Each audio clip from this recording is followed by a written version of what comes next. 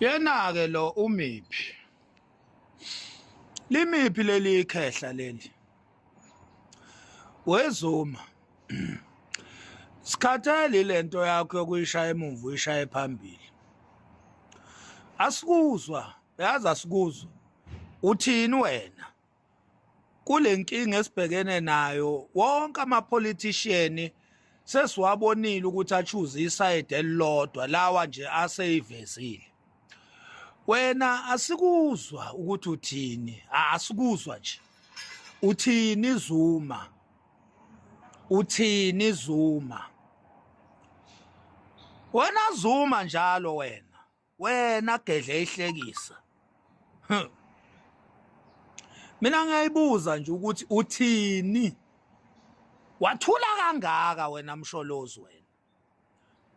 Ikhona impethu la kuwe. Ikhona impethu la kuwe wena Zuma. Mina phela ngisona isilima, angisona nje isiphukuphuku mina. Mina ngiyawubona umsangano mina. Amasimba nje avela nginukele mina. Ngivele ngiwabonda amasimba ke lawo. Uyabo? Ngeke ithi country ivutha kanje. Umuntu onjengawe Msholozi athule nje abumba umlomo. Ngizwile ispeech osenzile lapha ispeech leso senzile uthi angeke sixoshe umuntu, angeke sixoshe umuntu. Amasimba lawo. Masimba lawo.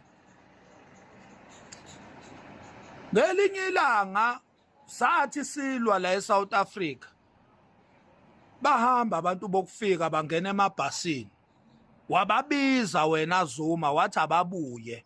Nangempela babuye. Kunje Zuma kuqale ngethena yakho ngesikhathi usawupresident. Ila khona ama-foreigners avele abuya ngo-elethu. Ngesikhathi kade siwaxoshile, siwashisa, siwabhonya, siwaphihliza, siwakunquma laphana. Abaleka asinda lapha, abaleka thatha amabhasi agoduka. Wena Msholozi wathatha ama-podium. Wenza izipishi wathi wena ama-foreigners awabuye. Wena Msholozi wena wenza izilima lezincela mthondo. Thina singomakhanya nje siyakubona wena. Siyakubona wena Msholozi. Sikubona kahle wena. Wena siyakubona wena. Siyakubona wena Zuma. Wena Zuma siyakubona. Yabona nje ukube kuya ngami ma-South African ayingavotelwa lemsunu le. Ezintsha lezi amasimba zonke lezi ntsha lezi.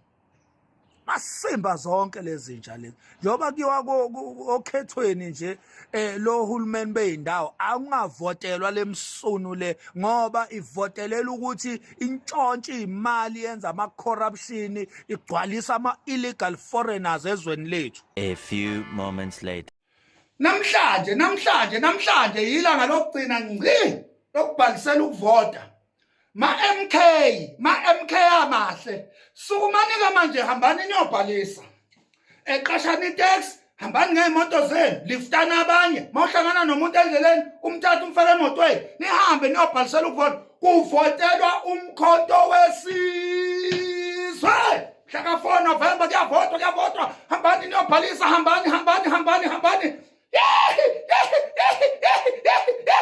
Wadla mkhonto wadla, jikijela mkhonto jikijela, kwaza mkhonto kwaza. Ha! Awusuka.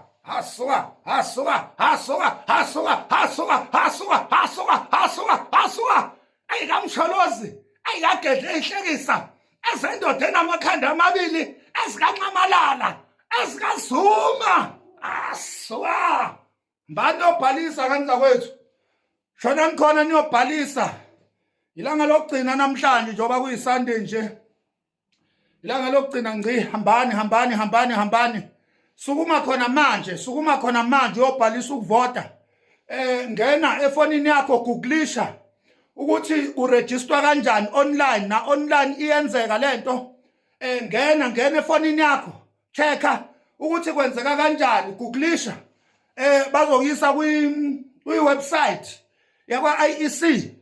Uma ungazi ukuthi kuyiwa ngakuphi, kobhalisa la uhlala ngakhona, Googlisha useshe lapho uzothola uhambe uthatha ID yakho uhambe uyobheka lapha mangabe washift indawo yokuhlala hamba uyoshintsha indawo yokuhlala ukwazi ukuthi ngomhla ka4 November uvote kahle ungatravel kakhulu mangabe wawukade uregistile phambilini uhlala kwenye indawo washifta manje sewuhlala kwenye indawo hamba ke phela uye la kuregister khona eindaweni zokuregister ngena ku Google ucheck ukuthi la uhlala ngakhona kuregister ngakuphi uhamba uye lapho uyoshintsha iaddress nina engingakaze niregister shona nikhona niyo register nganiza kwethu umkhonto awulihlizwe ngaphandle komkhonto iliphe elinye ithemba ngane zakwethu njengoba ubona suklina nje suklinala nina yobona suklina nje lapha eBhayibhelini kunencwadi I think book of Matthew le ekhuluma ngokuhlanzwa kwethempeli isihloko sakhona sisho njalo ngesiZulu sithi ukuhlanzwa kwethempeli ngesilungu bathi the cleansing of the temple. So mawungena mawuyifunda lo ncwadi ithi uJesu wafika ethempelini abantu bedayisa bevula amabhizinisi bedla abantu bentshontsha benza yonke into wathi mayingena nje uJesu ebona ukuthi ethempelini lika baba kugcwele amasela kugcwele igebengu ziyantshontsha zenza yonke into le wadonsa inkalvasi lithi iBhayibheli wababhaxabula ngemvubu wababhaxabula ngenduku banyanyi. Ilento ke siyenzayo singomakhanya la emkhontweni sihlanza ithempeli siklina ithempeli siklinela nina ma MK amahle siklinela nina enizovotela iMK ukuthi manifika nje kuyo iMK ibe ihlanzekile iclean silwa nezigebengu sichitha konke ukungcola okucashela emkhontweni.